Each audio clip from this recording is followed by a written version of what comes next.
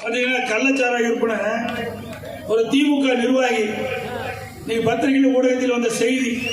அதில் வந்து கவுன்சிலர் இருக்கிறாங்க, மேனகான ஒரு கவுன்சிலர், அவருடைய கணவர் கார்த்திக். அதுக்கு சொந்தமான குடல் தான் இந்த ஸ்பிரிட் மூலம் மதுபானம் தயாரிக்கிறாங்க. கள்ள மதுபானம் தயாரித்து இன்றைக்கு அங்கங்க இருக்கின்ற பார்ல விற்பனை செய்யப்பட்டதாக தகவல் இன்றைக்கு வந்து கொண்டிருக்கிறது. இன்றைக்கு அந்த குடோன்ல யாரு? இவருடையது. ஒரே நாள்ல இப்படிப்பட்ட இந்த தொழில் செய்ய முடியாது, கள்ள மதுபானம் தயாரிக்க முடியாது.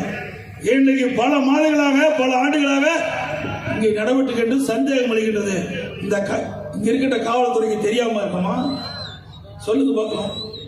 இந்த கள்ள மதுபானம் தயாரித்து ஸ்பிரிட் இந்த எரிசாராயத்தை கொண்டு வந்து தண்ணியில கலக்கி அதை கலர் கட்டி அந்த பாட்டில போட்டு விற்பனை செய்வதாக இங்க இருக்கிற செய்தி நமக்கு தெரியுது.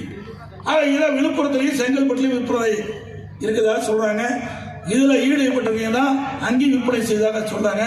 அண்மையில செங்கல்பட்டுல பல பேர் இந்த போலி மதுபானத்தை குடித்து இறந்திருக்கிறார்கள்.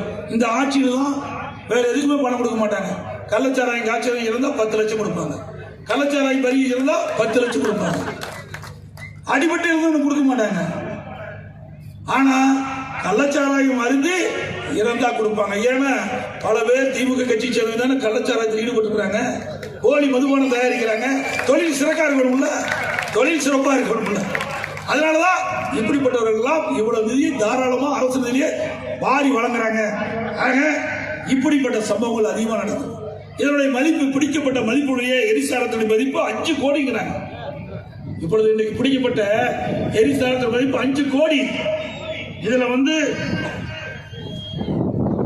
2 வருஷமா உள்ளூர்லயும் வெளியூர்லயும் விற்பனை செஞ்சிட்டு இருக்கிறாங்க.